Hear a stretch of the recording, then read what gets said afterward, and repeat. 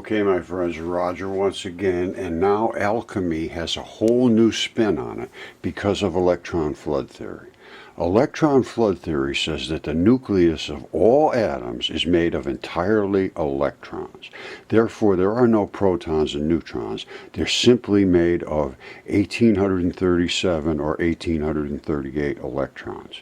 The proton is the odd number. The neutron is the equal number of positives and negatives. Now, so it completely changes the dynamic of alchemy. And what is alchemy? Alchemy is the medieval, they call it the medieval, it's been forever, forerunner of chemistry based on the supposed transformation of matter. It was concerned primarily with trying to make gold from base, lead and so forth. But they also wanted to find a universal elixir. Now, that's what I'm looking at. Because just think about this. This is so freaking exciting. I can't believe it. It just came to me that everything we eat it comes into our body. We crush it all up with our teeth and so forth. Then it hits all kinds of different enzymes and acids and salts and whatever it does. And it literally decomposes. It literally decomposes that material that we have put into our mouths. So what happens then? It gets digested. What does digestion mean? It means broken down into all its little tiny bits and pieces. And what does that? Well, bacteria does it. Bacteria in our gut. And how does it do that? It does it with chemistry, with these little chemistry sets called enzymes. And what is an enzyme? An enzyme is an extremely elegant molecule, spins in all kinds. They call it coiled coils. And there's a bunch of different coils of molecules and atoms that are arranged in an exact order. And when they hit the chemistry that they want to deal with, boom, just like that it happens. That's called a catalyst. So we have to have the bacteria to create the enzymes. The enzymes, bam, they create the interactions that do the alchemy, conversion of different matter into other matter. Obviously, you ate a carrot. It didn't turn into heart tissue. Something caused it to change its molecular configuration to become collagen, kerogens, keratins, fibers of life. It changed it. That's what alchemy is. Now, and I can see, I think I right now know a fairly simple way to do the gold from other materials. It involves a little bit of heat and a little bit of frequency changes and so forth. But primarily what I want to work with is the elixir of life. Now, so we know that the only way that we can become healthy and we can grow and survive and thrive is to have a good diet. If you don't have the stuff coming into your body and these good different types of foods that have these different elements in them, you're not going to be healthy. Everybody knows this. That's no secret. If you have no food going into you, you're going to die. Case closed. And if you have only one source of food going into you and it doesn't have enough metals and minerals and all of the different vitamins and things that they call, those are nothing more than molecules. If it doesn't have the correct types of molecules in it, you are going to be unhealthy. You're not going to be able to supply the molecules that are needed to keep you from getting diabetes or heart disease or kidney problems or lymphocytes, carcinoma, all kinds of cancers. You're not going to have the product to do the job. So now we're going to get into alchemy. We need the products. How do you get the products? You have to extract them from all of that stuff that you ate. And that's what your body does. But if your body can't do it, you didn't get it. It went in and went out. Never changed itself into what you needed. So if we took all of that stuff that had all of these different minerals and metals in it that we're supposed to eat, they say eat this, eat that, eat this, eat that. Well, good, you eat it, but that's good. But your body doesn't break it down. It doesn't matter what you eat. So what we do is we got to figure a way of getting all of these different materials that make you healthy when you eat them. But then we got to break them down before they even go in your body. If you can extract all that stuff from the fibers and the collagens and keratins and all of the different structural components that built that product, that leaf, that stem, that stalk, that root, even like body tissues, if you can get it out of there somehow and then filter it out and put it in a water solution, now you've already got all the stuff just ready to go. It's ready to go. It's just exactly what your body would have done. How do you do that? Well, I saw where they're like, first of all, you got to grind it all up just like you do with your teeth. Next thing you know, you got to put it into some kind of bacteria. Now, yeast, and there's probably all kinds of different soil organisms. Because that's what happens in the soil. All these organisms break things down. That's what it does. Then the plants can use it. It's a huge, complex process of alchemy. It's all alchemy. We're going to get into this, and I don't think it's going to be hard at all. And I think you're going to be able to make your own healthy products at some point. But we need to get involved with, and I did yesterday, I talked to a company that does bacterial analysis of fecal samples. They know exactly everything that's in your body that is in the feces. Now, on top of that, though, what we need to know is what's in the feces, yes, absolutely, what bacteria you have. Because if you don't have the right bacteria, the stuff is not going to get into your blood. We need it in your blood. In the gut is fine. If you've got the right bacteria, and then you put the right food in your body, you are going to create the right products. That's the way it works.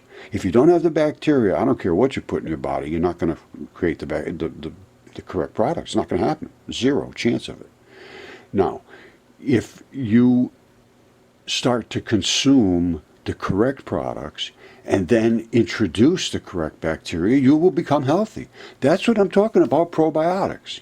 Now, if we can't do that and we can't figure out a way to repopulate your body with the bacteria, if we could just push the stuff into you that was the stuff that you wanted in the first place by letting it be digested for you by the bacteria that is in yeast and all these different, whatever they come up with. We got a lot of work to do. We got a lot of work to do. And then we got to find out what is in a healthy gut. We got to find out exactly what is in a healthy gut. Once we know a healthy gut, then we can find out what do these things produce. When we come with all of these alchemy solutions, and then we get to the bottom line of a liquid that has all of these things in it, what do we have? Is there active enzymes in there? These are the things. It's a lot of chemistry to do here, and we're going to need, it's going to require some funding somewhere along the line if it's going to get done. Now, I'm just putting out the ideas. I'm too old to get too deep into this, other than to, it's exciting for me to think of all these things, but I have no way to perform them. Although I see some of the fruits of my effort. The Shipibo nation down in Peru is going to be one of the first truly educated peoples on the face of this planet in the last 300 years. They are listening, they are thinking, they understand their ancient past, they're making efforts to help their people. John Slutton down there is doing a fabulous, fabulous work. And he's opened the Mudfossil Museum down there, and they're going to start to examine that and then pull everything else into that. They're going to create their own energy. They're going to create their own food sources. They're going to create their own medicine, which they've been doing for years anyway. This has been pushed away from them and from all of us. Well, we're pushing it back in. And alchemy is where we're going to start, because if we can extract these products out of these things, which is exactly what your body wants to do, you just drink it and you're good to go. If you get some kind of sickness, it's just like, bam, you're done. It's case closed. If you know what to put into you, and that's what these shaman and these healers used to do. And now we've gone to vaccines and, all kinds of intubation and all this stuff, thinking antibiotics, which is really just setting you up for a whole new round of invasion. And that's exactly what's happening with these COVID people and everybody else that's been given antibiotics for some type of a disease. and then the disease may have been killed or stopped, and that is not killing you at this moment, but the rest of you is not able to absorb through the alchemy, through the bacteria, because the bacteria is gone. Let's start to think a little bit. All right, so stay with Mudfossil University. Stay with Roger, your host and friend. We'll find out what we can do to help ourselves. Because I'm telling you, you start looking for help from around, and all it looks to me at this point is all it's looking like is money is the key to get what you want. And it doesn't matter if you do get what you want. As long as you keep paying, they will keep providing something.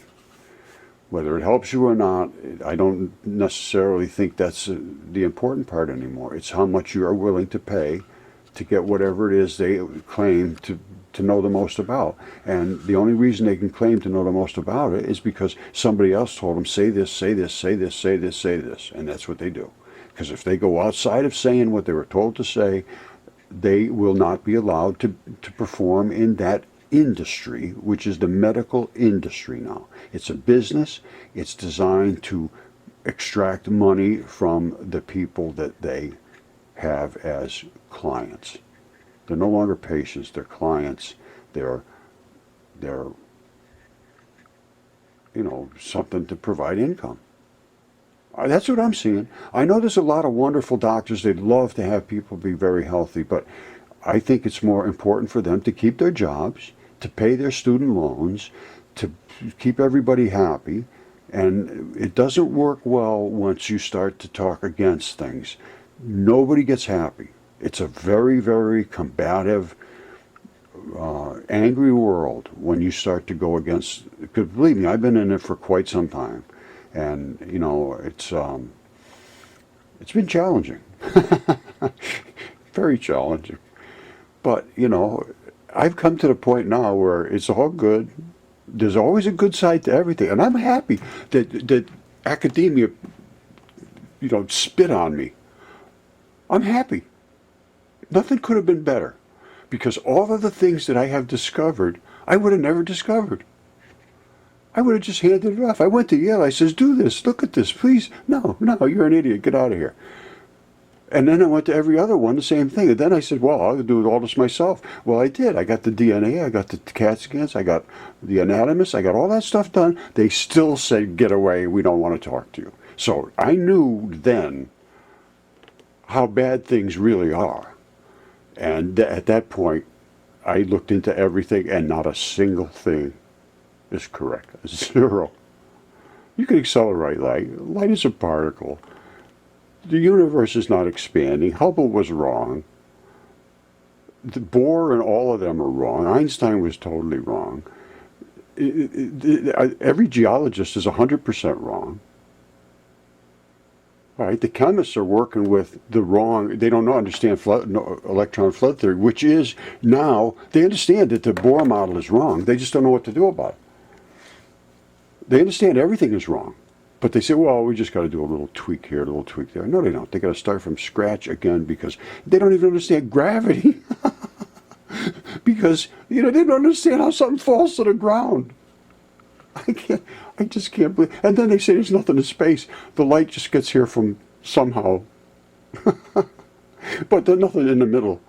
And then the sun's corona way outside here is millions of degrees, but on the surface it's only 6,000. How did that happen? Without anything in space to scrub through. Same thing with us. We're thousands of degrees in our ionosphere and 100 degrees or so on the surface. How did that happen? It's impossible. It's ridiculous. Everything they say, they just push to the side. So but again, this makes me thrilled that they have done that, because it's given me such an exciting life. I'm telling you, I have never been so excited. Well, there was a couple of times. Anyway. All right, we'll get through this. It's really getting funner and funner and funner.